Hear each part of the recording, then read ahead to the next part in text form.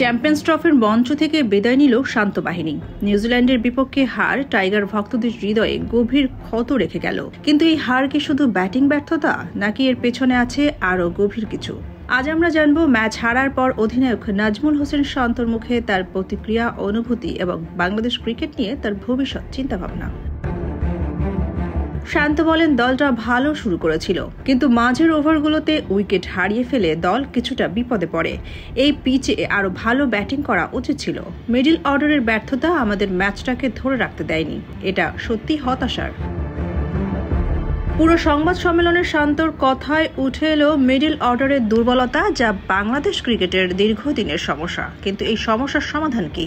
ইতিহাস কি আমাদের কিছু শিক্ষা দিতে পারে?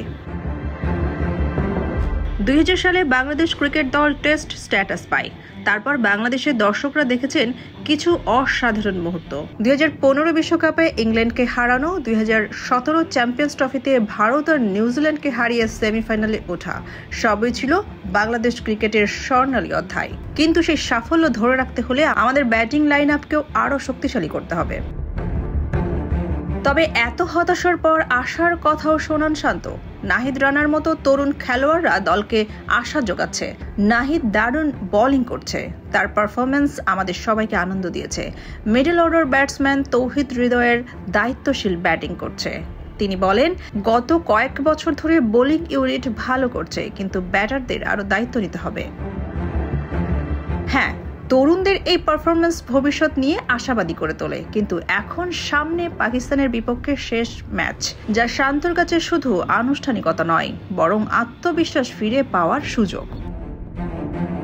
এটা আমাদের জন্য গুরুত্বপূর্ণ ম্যাচ। জিততে পারলে আত্মবিশ্বাস বাড়বে, আমরা ফিরে আসব আরও শক্তিশালী হয়ে। চ্যাম্পিয়ন্স ট্রফি থেকে বিদায় নিলেও বাংলাদেশ ক্রিকেটের যাত্রা কিন্তু থেমে নেই। প্রতিটি হার কিছু না কিছু শেখায়, প্রতিটি জয় দলকে এগিয়ে নিয়ে যায়। আর ক্রিকেট শুধু একটি খেলা নয়, এটি বাঙালির আবেগ আর গর্ব।